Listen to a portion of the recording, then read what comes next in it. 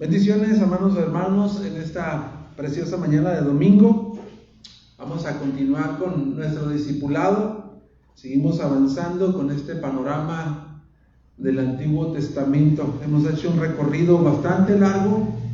Ya estamos en la lección número 18. Estamos estacionados en los profetas menores. Y antes de entrar a la lección, vamos a orar. Te voy a invitar a que cierres tus ojos, me acompañes a poner este tiempo en las manos del Señor. Amado Padre, te damos gracias en esta mañana, Señor. Te damos a ti toda la gloria y toda la honra. Tú eres merecedor, Señor, de que busquemos tu rostro. Tú eres nuestro Padre Celestial, tú eres nuestro Dios, nuestro Salvador. Aquí estamos, Señor, con el propósito de seguir siendo llevados a través de estas enseñanzas, Señor, a poder dimensionar el propósito que tú plasmaste, Señor, en las Escrituras. Necesitamos de tu Santo Espíritu, Señor, para entender, para poder entender de una manera clara cuál es el carácter tuyo, Señor, cuáles las virtudes tuyas, Señor, los tratos tuyos hacia tu pueblo, la nación escogida, la nación que tú escogiste para hacer pacto con ellos. Todas estas enseñanzas nos enseñan. Estas enseñanzas nos muestran, Señor, el carácter tuyo hacia esta nación del pacto, tu misericordia, tu gracia. Ayúdanos, Señor, a entender, Padre, que estas son enseñanzas también para nuestra vida como cristianos, para nuestra vida práctica. Así que ponemos este tiempo en tus manos, amado Dios, y rogamos a que tu Santo Espíritu, que inspiró las Escrituras, nos dé luz y nos ayude a abrazar, Señor, tu palabra, y nos dé la fortaleza y el ánimo y la gracia que necesitamos para ponerla por obra. Te lo pedimos en el nombre de Cristo Jesús. Amén. Abran sus Biblias, hermanos, en el libro del profeta Amós. Esta es la clase número 18, lección número 18 de sus manuales, y estaremos viendo el libro del profeta Amós. Viene también en su manual, junto con esta misma lección, el libro del profeta Abdías, pero por razones de tiempo, pues no nos es posible, pues, a tomar esos dos libros, sino nada más nos vamos a estacionar en esta lección 18, la primera parte, Amós, y la segunda parte será Abdías, el siguiente domingo. Ok, entonces abran sus manuales, los que los trajeron, abran sus manuales, ¿verdad? Y busca ahí la lección de Amós y Abdías. Seguimos entonces con este viaje en los profetas menores. Quiero hacer una pregunta antes de eso para afirmar que estamos reteniendo lo que estamos enseñando. ¿Por qué se le llaman profetas menores? ¿Alguien tiene la respuesta por qué se le llaman profetas menores?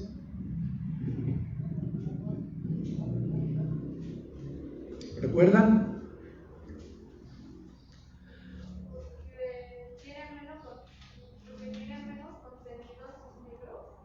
Exacto. Se le llaman profetas menores, a diferencia de los profetas mayores, no porque sean menos importantes, no es por eso se le llaman profetas menores, no porque sean de menor importancia que los profetas mayores, sino que son libros proféticos más cortos, ¿verdad? David enseñó el libro de Isaías, que tiene 66 capítulos, ¿no? Es un profeta mayor. Entonces, la semana pasada concluyeron la lección 17 y estuvimos viendo el libro de Oseas y estuvimos viendo el libro de Joel. Y una de las características de estos dos profetas menores acerca de su profecía es que advierten advierten del juicio de Dios, pero también de alguna manera en medio de esta profecía también ellos lanzan una promesa de que Dios va a extender su misericordia, su gracia y la esperanza para la nación del pacto.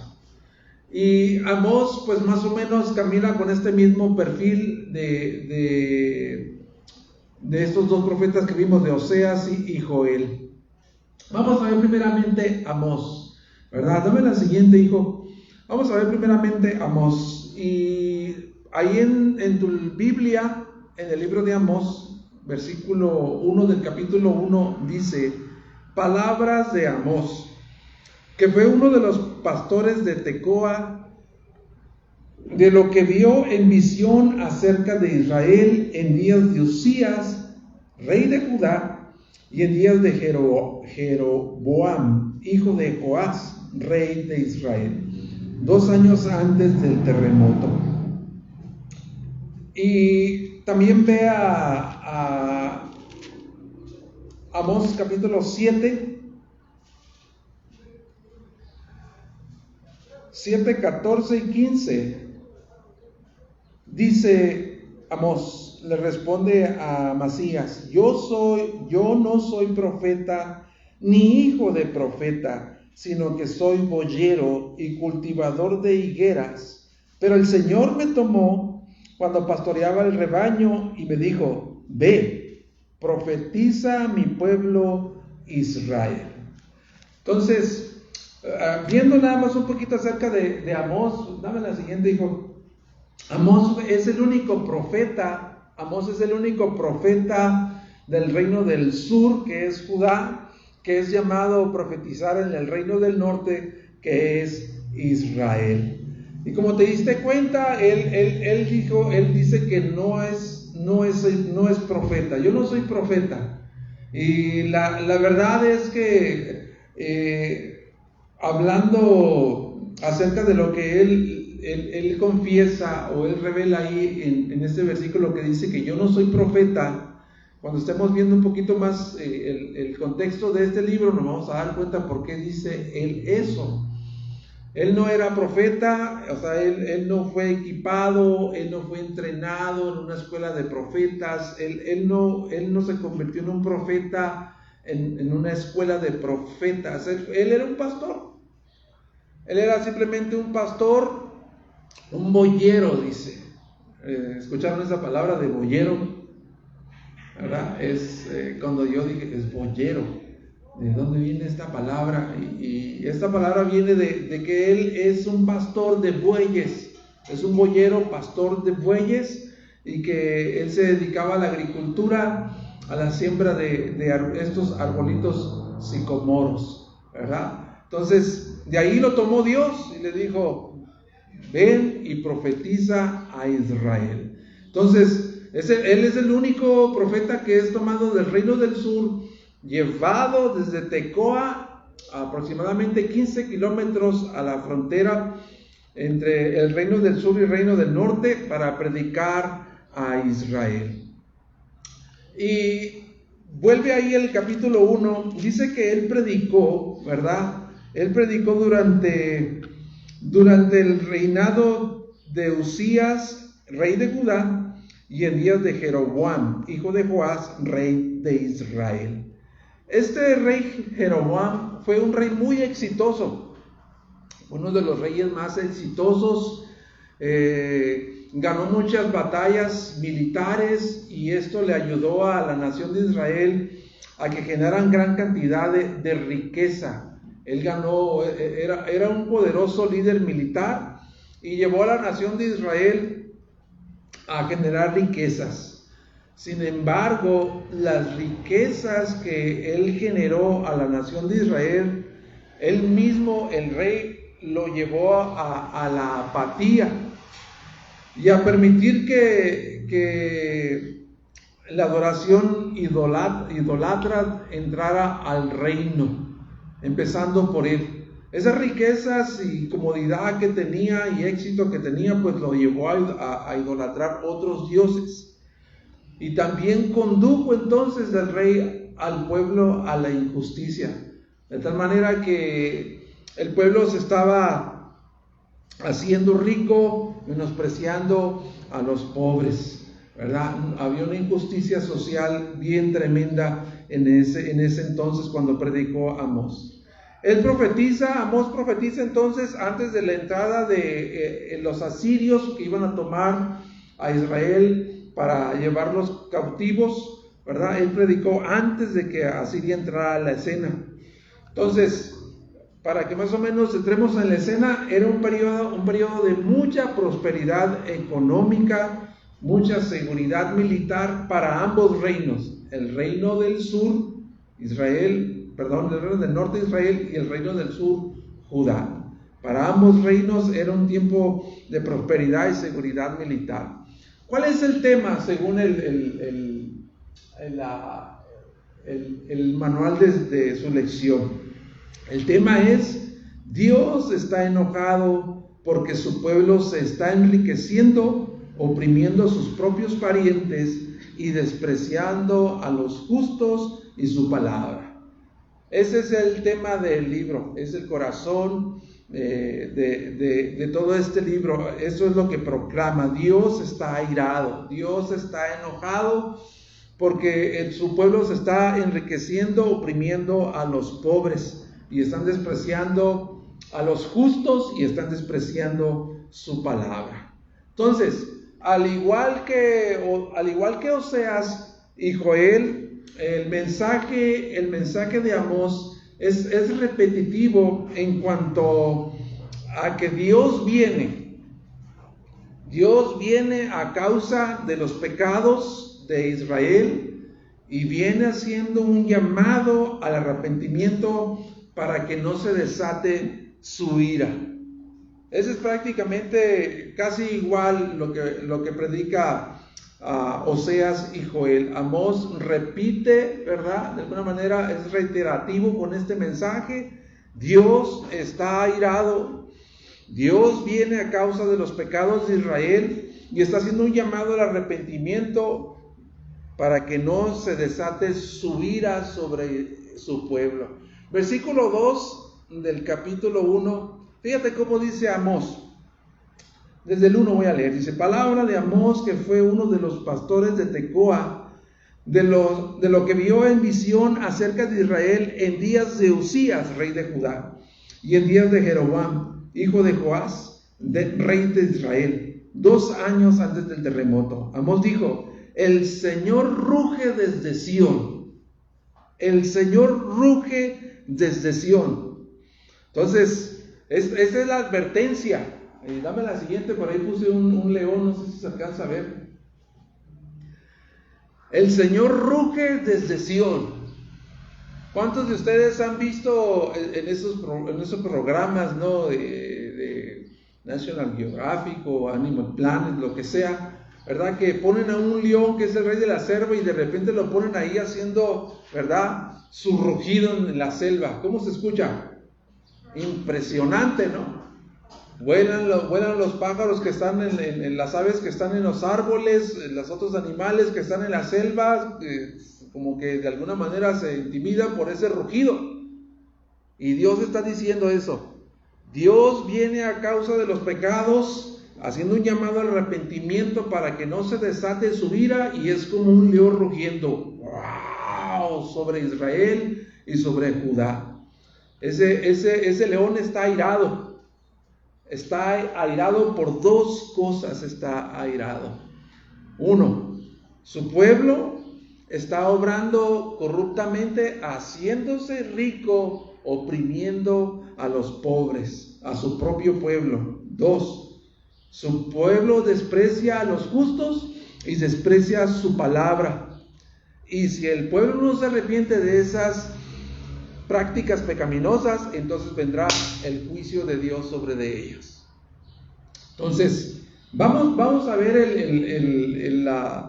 el mensaje del libro de Amós. Está bosquejado por lo menos en 4 puntos. El primer punto es que Dios juzga a las naciones. Ese es el primer punto de lo que quiere profetizar Amós. Dios juzga a las naciones. Inmediatamente pensamos que en el primer capítulo Amós iba a hablar acerca de las visiones que Dios le dio para hablar en contra del reino del norte, que era Israel. Y pensamos que inmediatamente él iba a empezar a profetizar en contra del pueblo de Dios. Pero en los primeros capítulos, los primeros profecías son dirigidas a las naciones vecinas de Israel, que eran naciones paganas, naciones idólatras. Pero el enfoque de todas estas profecías están centradas en Israel. Ok, Dios juzga a las naciones. Ahí tienes el bosquejo que está en tu manual. Dios juzga a Damasco, Gaza, Tiro, Edom, Amón y Moab. Pero vamos a hacernos esta pregunta: ¿por qué Dios juzga a estas naciones vecinas de Israel? ¿Por qué las juzga? Vamos a leer por qué las juzga.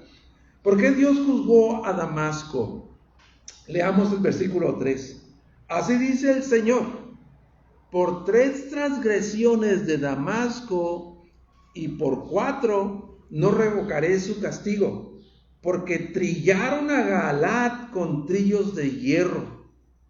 Trillaron a Galaad con trillos de hierro. Esa es la razón porque Dios juzgó a Damasco. Quiere decir que ellos entraron a Galaad, y dice que con trillos de hierro trillaron esa ciudad. Haz de cuenta que la saquearon completamente, la robaron con extrema crueldad. Ellos trillaron como se trilla el suelo a ese lugar y lo dejaron estéril. Fueron muy crueles. Dios los está juzgando a esta nación. ¿Por qué Dios juzgó a Gaza? Versículo 6 del capítulo 1 dice: así dice el Señor, por 3 transgresiones de Gaza y por 4. Esa expresión se repite varias veces: por 3 transgresiones y por 4. Quiere decir que no dejaban de practicar el pecado, no dejaban de practicar la brutalidad, la agresión, no dejaban de ser crueles con sus naciones vecinas. Y dice el versículo 6 entonces: así dice el Señor, por 3 transgresiones de Gaza y por 4 no revocaré su castigo, por haber deportado a todo un pueblo para entregarlo a Edom. ¿Escuchaste eso? Tomaron cautivos a todo un pueblo. Haz de cuenta que de repente llega aquí un ejército, ¿verdad? Y lleva toda la gente de Santa Lucía y se lo lleva a otro lugar sin dejar absolutamente nada. Dejaron prácticamente a Gaza como una ciudad fantasma. No dejaron a nadie. A todo ese pueblo se lo llevaron cautivo para entregarlo a Edom. Los vendieron como esclavos, hombres, mujeres, niños, como si fueran una simple mercancía. Se los llevaron, los vendieron. Entonces Dios juzga a esta nación también. ¿Por qué Dios juzga a Edom? A Tiro, versículo 9 del capítulo 1. Así dice el Señor: por 3 transgresiones de Tiro y por 4 no revocaré su castigo, por haber entregado todo un pueblo cautivo a Edom, sin acordarse del pacto de hermanos. Tiro, se cuenta en la escritura que ellos, en un momento en el que la nación de Israel, el pueblo de Dios, necesitaba pasar por sus tierras, ellos no les permitieron pasar a Israel. Al contrario, los atacaron. Fueron muy crueles con ellos, fueron muy violentos y a punta de espada los sacaron de su territorio y no dejaron que pasaran por su territorio. Ellos nada más querían pasar, el pueblo de Israel, en su trayectoria, en su travesía. Y ellos no los dejaron. Ellos los persiguieron a espada y violó el afecto natural o el afecto fraternal hacia la nación de Israel. ¿Por qué Dios juzgó a Amón? Versículo 13 del capítulo 1. así dice el Señor, por 3 transgresiones de los amonitas y por 4 no revocaré su castigo, porque abrieron los vientres de las mujeres encinta de Galaad para ensanchar sus fronteras. Y así Dios está ejecutando juicio a las naciones vecinas de Israel, porque todos estos pecados que ellos cometieron fueron pecados de excesiva crueldad, brutalidad, ¿verdad? En este tiempo, si hubieran recibido castigos, ellos hubieran sido castigados por crímenes de guerra, por exceso de brutalidad, esclavitud y asesinato de las personas. Dios los está juzgando por eso. Y en todas estas partes que leemos nosotros, no leímos completamente el juicio, pero Dios tiene una frase que se repite 7 veces contra estas naciones vecinas. Dice: enviaré pues fuego a cada una de ellas, de estas naciones vecinas. Enviaré fuego y enviaré fuego. Ese es lo que promulga Dios, enviar fuego. Fuego es señal, ¿verdad? Fuego es figura de juicio, de la ira de Dios cayendo sobre de estas naciones. Entonces, ¿qué nos revela el juicio de estas naciones? Según el profeta Amós, el juicio de Dios sobre las naciones gentiles demuestra su reinado universal. Dios va a juzgar a todas las naciones gentiles. Ninguna de las naciones de los antepasados y de hoy se puede escapar del juicio de Dios. No hay ninguna nación que pueda escaparse del juicio de Dios. Y aunque todas estas naciones vecinas, a ellos no se les fue entregado la ley de Dios, no se les fue entregada la ley de Dios, sin embargo, ellos no podían fingir ignorancia acerca de la ley moral de Dios y tratar a personas que habían sido creadas con la imagen y la semejanza de Dios con esta brutalidad en exceso. Entonces, todas las naciones, todos los pueblos bajo la faz del sol van a ser juzgadas por la soberanía de Dios. Todas las naciones tendrán que rendir cuentas delante de su soberanía universal. Ese es el primer punto. Segundo punto que dice Amós en el libro: Dios juzga a su pueblo. Vayan a capítulo 2, del 4 al 8. Capítulo 2, del 4 al 8. Aquí ya Amós empieza a profetizar, empieza la advertencia, ¿verdad?, de Amós en contra de su pueblo. Ahora ya no son las naciones vecinas, ahora es su pueblo. Y con estas primeras profecías, imagínate, ¿no? Imagínate que Amós se para, ¿verdad?, en medio del reino del norte que es Israel y empieza a profetizar. Así dice Dios, Damasco, enviaré fuego sobre ti. Así dice Dios, Gaza, enviaré fuego sobre ti. Imagínate, todos los que eran parte del reino del norte de Israel decían: sí, amén, Amós, gloria a Dios, aleluya, sí, amén, castígalos. Imagínate que a lo mejor ellos podrían estar diciendo esto, ¿no? Pero entra a la escena Amós, y Amós les dice: sí, estas naciones vecinas tuyas por mucho tiempo fueron enemigas del pueblo de Dios. Pero un momento Israel, un momento Judá, también tu pecado no puede pasar por alto.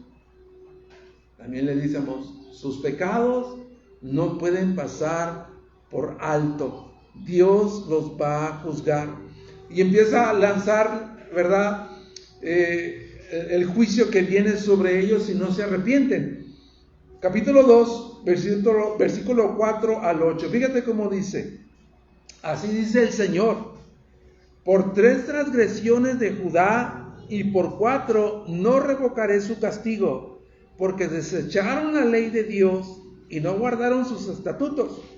También les ha hecho errar sus mentiras, tras las cuales anduvieron sus padres. Enviaré pues fuego, otra vez, la figura del fuego, enviaré pues fuego sobre Judá y consumirá los palacios de Jerusalén. Eso es contra Judá. Así dice el Señor, por 3 transgresiones de Israel, ahora Israel, el reino del norte. Así dice el Señor, no revocaré su castigo, porque venden al justo por dinero y al necesitado por un par de sandalias. Increíble, ¿no? Por un par de sandalias, los que pisotean en el polvo de la tierra la cabeza de los desvalidos, también tuercen el camino de los humildes. Un hombre y su padre se llegan a la misma joven, profanando mi santo nombre. Sobre ropas empapadas se tienden junto a cualquier altar, y el vino de los que han sido multados los beben en la casa de su Dios. ¡Wow! Tremenda revelación que Dios le dio a Amós, ¿verdad? De lo que estaba ocurriendo entre Israel y Judá. Tremendo. Amós está diciendo, momento, Israel y Judá, también sus pecados no pueden pasar por alto y viene juicio de parte de Dios. Y el juicio, ¿verdad? Quizás es más crítico o más duro, más fuerte para la nación de Israel. Es más fuerte, ¿verdad? Para ellos. ¿Por qué? Porque es más fuerte para ellos que las de las naciones vecinas, que no son parte de Dios, del pueblo de Dios. Las naciones que eran simplemente vecinas, paganas, idólatras, ellos también van a recibir su castigo. Pero porque era más intenso y más crítico el juicio de Dios sobre Judá e Israel, simplemente porque ellos eran el pueblo que Dios había escogido, el pueblo con el que Dios pactó. Y Dios dice, estás violando mi pacto, el pacto que yo te di, y si no te arrepientes, enviaré fuego. Eso es lo que dice Amós. Fíjate cómo dice el versículo 1 y 2 del capítulo 3. ¿Por qué Dios está haciendo un juicio más crítico sobre la nación de Israel? Dice, oigan esta palabra que el Señor ha hablado contra ustedes, israelitas, contra toda la familia que Él sacó de la tierra de Egipto. ¿Se acuerdan de dónde Dios los sacó? Todas las familias los sacó de Egipto. Solo a ustedes, dice, solo a ustedes he escogido de todas las familias de la tierra. Por eso los castigaré por todas sus iniquidades. Entonces, el juicio de Dios era severo si no hubiera arrepentimiento. ¿Por qué? Porque se suponía que Israel era el pueblo escogido por Dios que rescató y liberó de Egipto para que ellos fueran pues luces alumbrando a las demás naciones vecinas para que vieran la gloria del Dios verdadero. Pero ellos, ¿qué estaban haciendo? Todo lo contrario, se estaban comportando de una manera corrupta, ¿verdad? Y muchas veces eran más inmorales, más pecadores que todavía las naciones paganas alrededor de ellos. De esa dimensión era el pecado de Judá e Israel.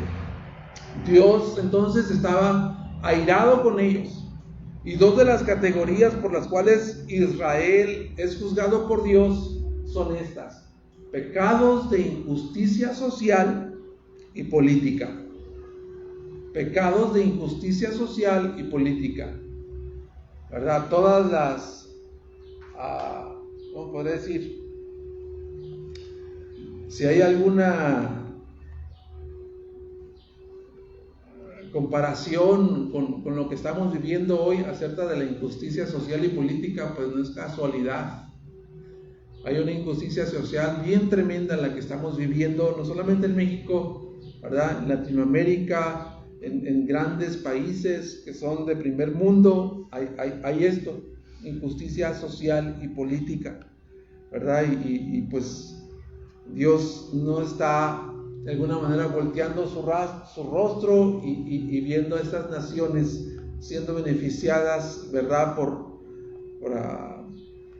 oprimir a otras naciones. Se dice que el COVID fue creado en un laboratorio con el propósito, ¿verdad?, de dar muerte a los que ya no producen, los más viejos, ¿verdad?, y también para socavar la economía de las naciones y que las naciones más ricas fueran más ricas y las más pobres más pobres.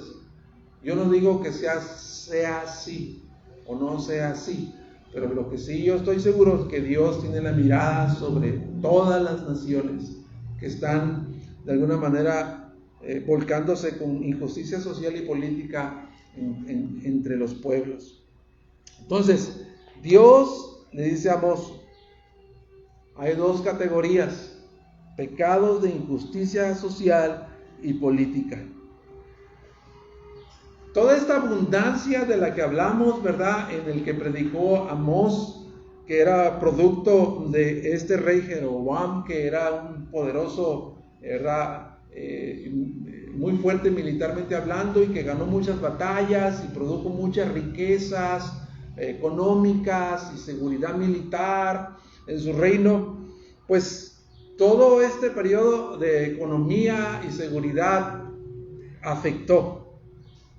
El lujo, la abundancia y la paz, en vez de producir generosidad, bienestar hacia toda la nación, produjo lo contrario. Estaban llenos de injusticia social y política. Fíjate cómo dice el capítulo 4, versículo 1 y 2. Ve para allá en tu Biblia. Amós capítulo 4, 1 y 2. Oigan esta palabra, vacas de Basán. Ahorita te explico qué quiere decir eso. Oigan esta palabra, vacas de Basán, ustedes que están en el monte de Samaria, que oprimen a los pobres, quebrantan a los menesterosos y dicen a sus maridos, traigan ahora para que bebamos. El Señor Dios ha jurado por su santidad. Vendrán días sobre ustedes en que los llevarán con garfios y a su remanente con anzuelos. Está hablando de, ¿verdad?, de que iba a ser tomado cautivo y la manera en que los iban a llevar con garfios y con anzuelos, como si fueran animales, ¿no? Así los van a llevar cautivos a otra nación. Pero dice, oigan esta palabra, vacas de Basán. Y existía un lugar que se llamaba Basán. Era una llanura muy fértil que producía pues mucho alimento para el ganado, precisamente para las vacas que criaban allí. Y lo que Amós está haciendo es que está comparando a las mujeres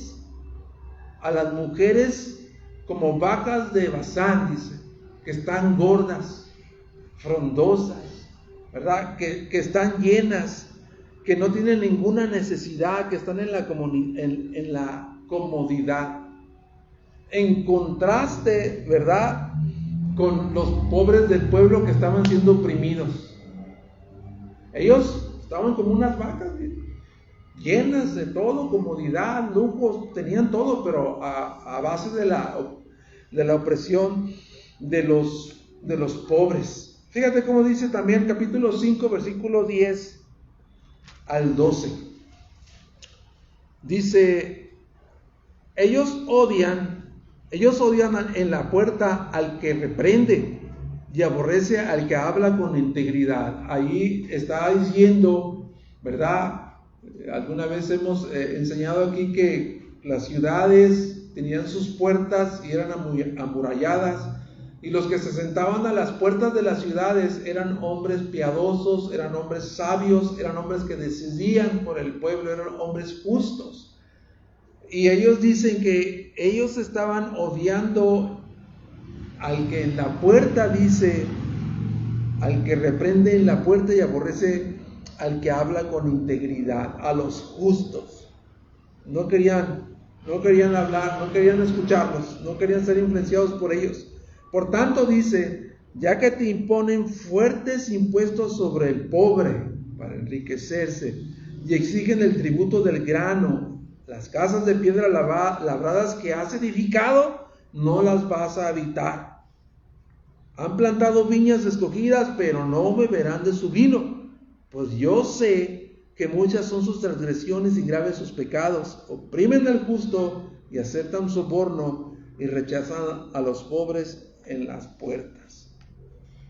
Entonces, como están diciendo, Israel es culpable de soborno, favoritismo, corrupción y beneficiar a los ricos y explotar a los pobres.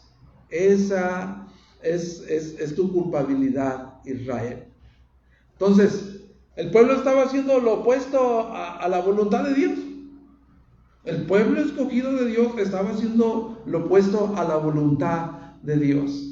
En partes como Éxodo 23:6, Dios les dijo a Israel en su ley, les dijo: no pervertirás el derecho de tu hermano menesteroso. No pervertirás el derecho de tu hermano menesteroso en su pleito. Dice que ellos, ¿verdad?, aceptaban el soborno del rico para perjudicar al pobre y hacerlo esclavo y ellos generar más dinero. Estaban haciendo lo contrario que Dios. También les dice en Deuteronomio 15:11, Dios dice: no faltarán pobres en tu tierra, por eso yo te mando con liberalidad, abrirás tu mano a tu hermano, al necesitado y al pobre en tu tierra. Y todos estos mandamientos, haz de cuenta que ellos los estaban pisoteando. Israel estaba pisoteando todos estos mandamientos que Dios les reveló en su preocupación por los pobres, por los menesterosos de su propio pueblo. Ahora quiero que nos detengamos ahí y que nos hagamos una pregunta, hermanos.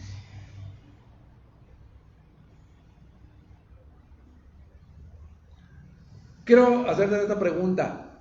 Dios nos hace responsable a nosotros. Fíjate lo que te voy a preguntar. Dios nos hace responsable a nosotros de cómo actuemos y tratemos a los demás. ¿Sí o no? No me contestes.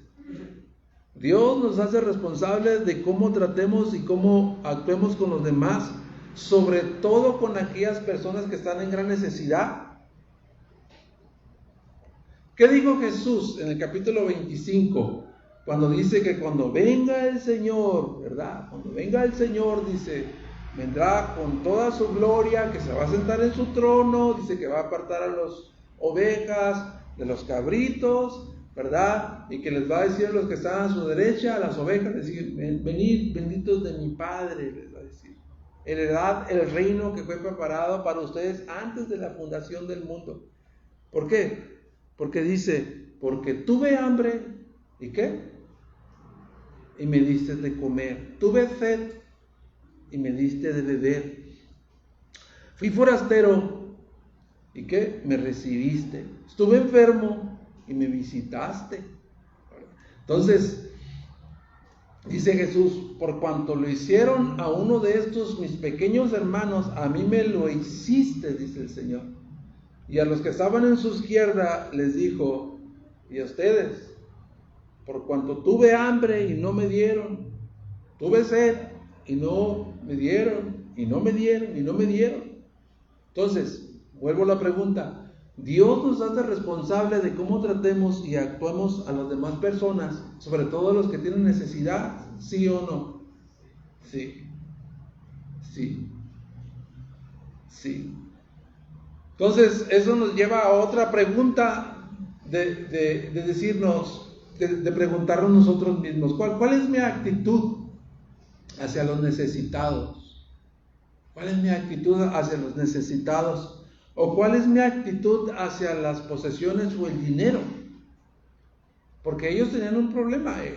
Ellos tenían un problema porque la abundancia, ¿verdad?, la economía, tenían lo suficiente, pero en vez de hacerlos generosos, misericordiosos, bendecir a todo el pueblo, pues los llevó a otra cosa, ¿no? A menospreciar y todo eso.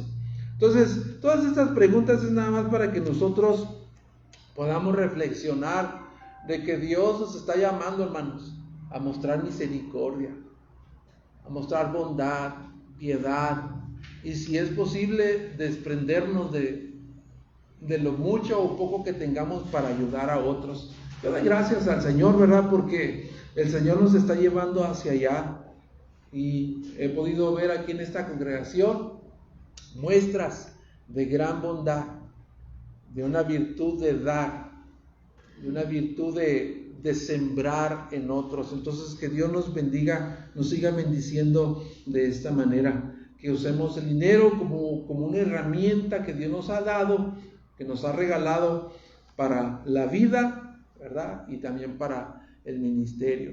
Dice que también la segunda, Israel es juzgado también por pecados religiosos. Pecados religiosos. Entonces, ¿por qué está siendo juzgado Judá?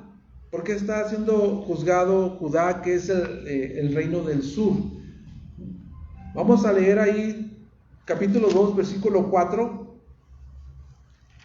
Dice: por esto enviaré fuego sobre la casa de Asael, que consumirá, perdón, estoy leyendo el capítulo 1. Dice, versículo 4 del capítulo 2, así dice el Señor: por 3 transgresiones de Judá y por 4 no revocaré su castigo, porque desecharon la ley de Dios. ¿Por qué está siendo juzgado Judá? Porque desechó la ley de Dios. ¿Es decir que no había profetas que les profetizaran? Sí, sí había profetas. Versículo 12 de ese mismo capítulo dice: y a los profetas les ordenaron no profeticen. Sí había profetas, pero ellos dijeron: calladitos se ven más bonitos. No queremos escuchar palabra de Dios. Por eso es castigado Judá. Y lo más grave, fíjate cómo dice capítulo 2, versículos 7 y 8, que ya lo leímos. Dice: los que pisotean en el polvo de la tierra la cabeza de los desvalidos, también tuercen el camino de los humildes. Un hombre y su padre se llegan a la misma joven, profanando mi santo nombre. Eso estaba hablando de que ellos practicaban la prostitución de culto. O sea, imagínate hasta qué grado llegaron. Hasta qué grado llegaron. Prostitución de culto en los altares, en la casa de Dios. Entonces, todo esto, hermano, tiene que caer sobre nosotros, de entender por qué Dios está juzgando severamente a la nación de Israel, el reino del norte, el reino del sur, Judá y Israel. ¿Por qué? Porque Dios los eligió a ellos, hermano. Dios los eligió a ellos. Y esa elección que Dios hizo de ellos, siendo el pueblo más insignificante de la tierra, dice: ustedes ni siquiera eran un pueblo, eran esclavos, y lo único que sabían hacer era ladrillo nada más. Yo los escogí. Y esa elección, como el pueblo del pacto, debió moverlos a ellos a vivir vidas santas,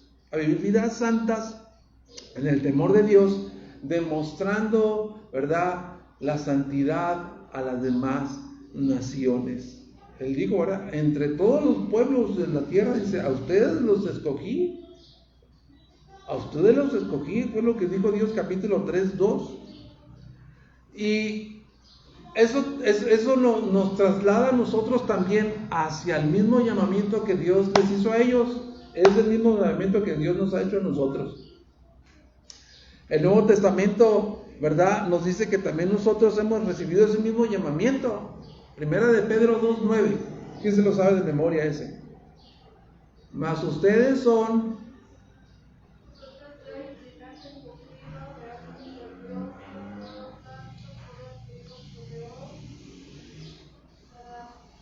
para que anuncien las virtudes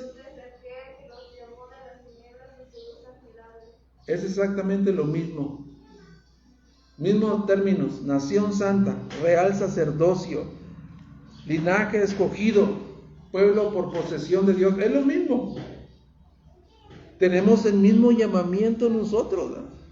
Y todavía Pablo lo refuerza en Efesios 1:4, que dice: porque Dios nos escogió en Cristo. Dios nos escogió en Cristo antes de la fundación del mundo. Antes de la fundación del mundo ya estabas en el pensamiento de Dios, ya estabas en el corazón de Dios. Cuando no existía nada, cuando no había nada, ya Dios había pensado en ti.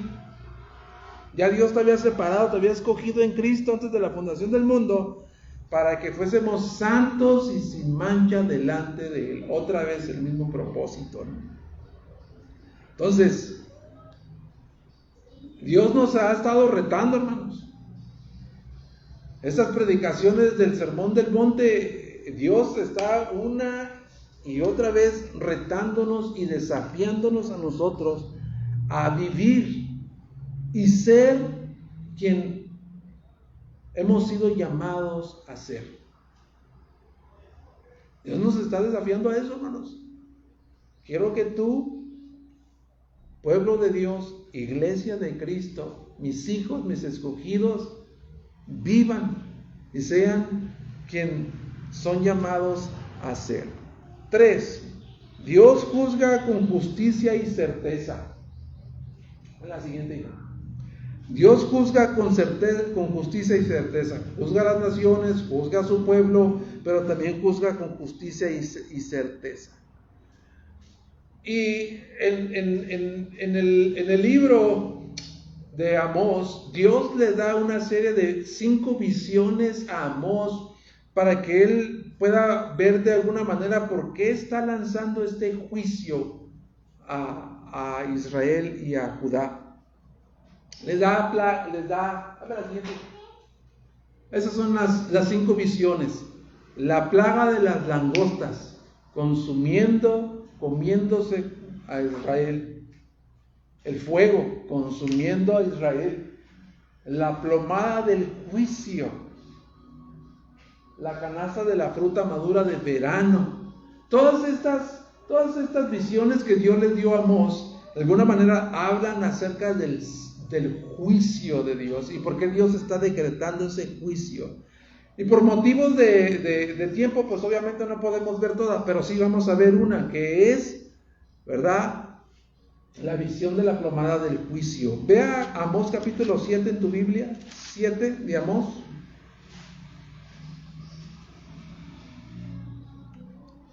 Y dice así, 7 al 9. Esto él me mostró, hablando Amós. El Señor estaba junto a un muro hecho a plomo y tenía en su mano una plomada. Y el Señor me dijo: ¿qué ves, Amós? ¿Qué ves?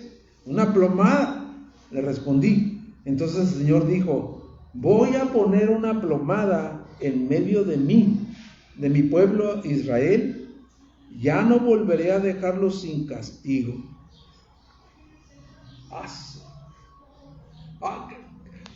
¿Alguien sabe para qué utilizan la plomada los albañiles? ¿No? Hoy lo van a aprender.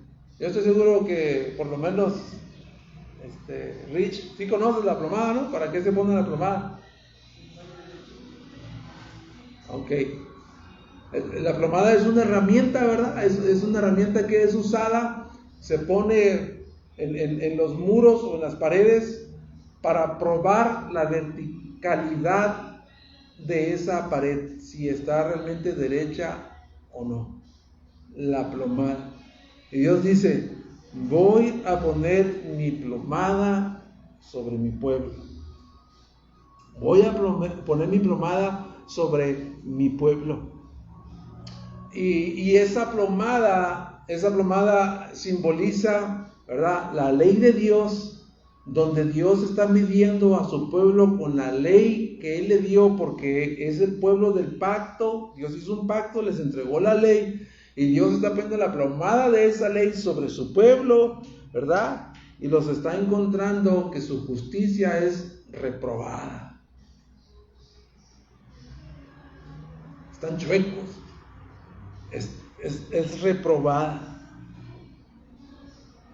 Y aquí, hermanos, amados hermanos, aquí debemos dejar bien en claro que la justicia de Dios, a través de su palabra, el estándar de la justicia de Dios es la perfección, ¿verdad? El estándar de la justicia de Dios, que es su palabra, es la perfección. Y fue colocado sobre Israel y fue encontrado reprobado.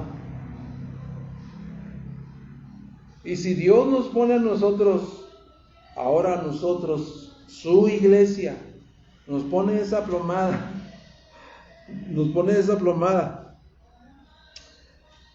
que es prácticamente pues el estándar de la perfección de su justicia, también nosotros estamos chuecos. También nosotros no nos libramos. También nosotros no nos libramos de eso. Y por consecuencia somos deficientes y tiene que venir el castigo de Dios. Viene a la mente, ¿verdad? A aquel joven rico que le dijo: Señor, ¿qué debo de hacer para heredar la vida eterna? Haz esto, haz lo otro, haz aquello. Todo eso lo he hecho desde niño. Y le digo: bueno, entonces dale todos tus bienes a los pobres y ven y sígueme. ¿Y qué dijo? No, pues no. Le puso la plomada y lo agarró chueco, ¿verdad? Entonces los discípulos que estaban con el Señor le dijeron: Señor, entonces es imposible que alguien pueda salvarse, dijo Pedro. ¿Por qué? Porque por la plomada, a quien se le ponga la plomada está chueco, ¿no? Es imposible. La justicia de Dios es el estándar de la perfección. La salvación es imposible, como dijo Pedro, para los hombres. Es imposible para los hombres, a menos que la gracia de Dios, sea impartida sobre los hombres para que puedan estar aprobados ante la justicia de Dios y que digan: este está derechito porque ha confiado en Cristo Jesús como su suficiente Salvador. Dios juzga con justicia y con certeza. Y último punto, Dios juzga con misericordia. Dios juzga con misericordia.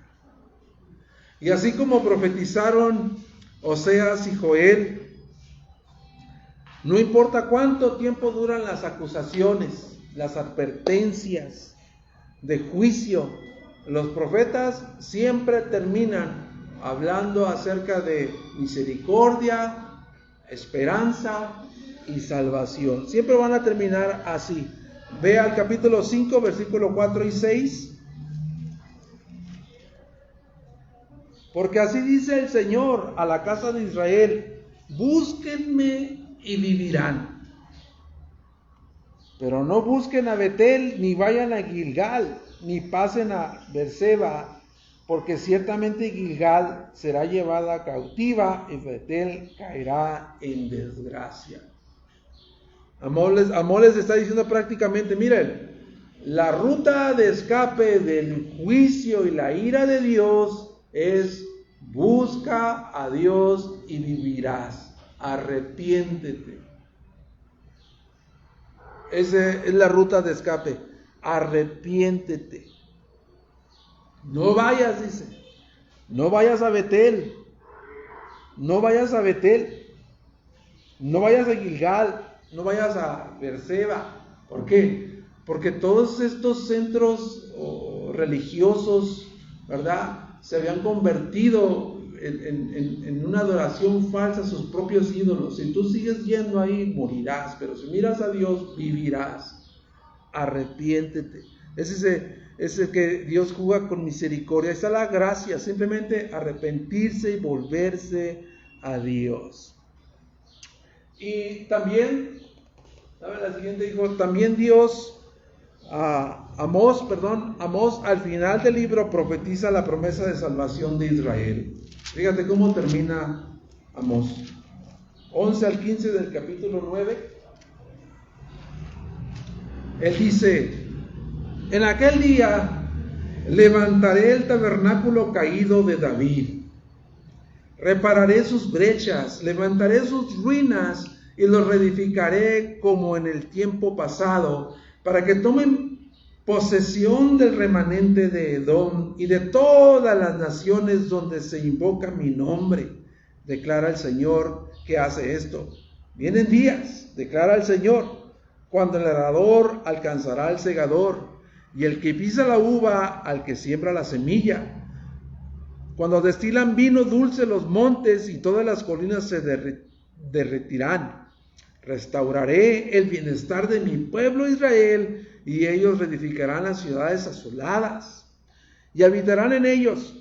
También plantarán viñas y beberán sus vino y cultivarán huertos y comerán sus frutos. Los plantaré en su tierra y no serán arrancados jamás de la tierra que les he dado, dice el Señor tu Dios. Amós está diciendo, Dios es un Dios fiel al pacto que ha hecho con el pueblo de Israel. Y en sus misericordias Dios está prometiendo la restauración del reino davídico. Él está prometiendo la restauración del reino davídico y sabemos que el rey prometido, el rey Mesías prometido es Jesús. Es Jesús, y esa promesa de restauración plena a la nación de Israel, pues no lo podemos explicar ahorita porque tiene tintes escatológicos, no tenemos el tiempo para hacerlo, ¿verdad? No tenemos el tiempo para hacerlo. Pero lo que podemos ver aquí es que Dios cumplió su promesa de extender su misericordia a las naciones gentiles. Y ahí entramos tú y yo. Ahí entramos tú y yo. Nosotros somos judíos, ¿verdad? Nosotros somos gentiles. Y Dios cumplió su promesa de extender su misericordia a las naciones gentiles. Dice, y en todas las naciones, versículo 12, y en todas las naciones donde se invoque mi nombre, declara el Señor que hace esto. En todas las naciones donde se invoque su nombre. Terminamos con Hechos capítulo 15. Hechos capítulo 15. Tiene su cumplimiento. Capítulo 15, versículo 13 al 18. Hablando Santiago, dice: cuando terminaron de hablar, Jacobo tomó la palabra y dijo: escúchenme, hermanos. Simón ha relatado cómo Dios al principio tuvo a bien tomar de entre los gentiles un pueblo para su nombre. Y con esto concuerdan las palabras de los profetas, tal como está escrito. Y cita a Amós. Después de esto, volveré y reedificaré el tabernáculo de David que ha caído, y reedificaré sus ruinas y lo levantaré de nuevo, para que el resto de los hombres busque al Señor. Y todos los gentiles que son llamados por mi nombre, dice el Señor que hace saber todo esto desde tiempos antiguos. Con la muerte y la resurrección de nuestro Señor Jesucristo, la casa de David fue reconstruida. La iglesia, ahora los gentiles y los judíos y todas las naciones son aceptadas por Dios. Son aceptadas por Dios en un solo hogar, judíos y gentiles por igual. Y así como profetizó Amós, todos los que se arrepienten y ponen su fe en Dios, Cristo Jesús, están incluidos en esa salvación. Entonces, si habla de juicio, como los demás profetas, pero también habla de esta hermosa promesa que Dios ha cumplido al traernos a nosotros para ser parte, ¿verdad? Para ser parte de lo que Dios quiso hacer desde que llamó a su pueblo. Reconstruir un hogar, el tabernáculo de David, ahora que es la iglesia. Pues qué bendición, ¿verdad? Qué bendición para nosotros. Saber que desde Dios, desde antes, tiempos muy antiguos, Dios nos tenía contemplados a nosotros, desde antes de la fundación del mundo. Bien, hermano, pues tómese sus minutos de descanso y con eso terminamos. El Señor les bendiga.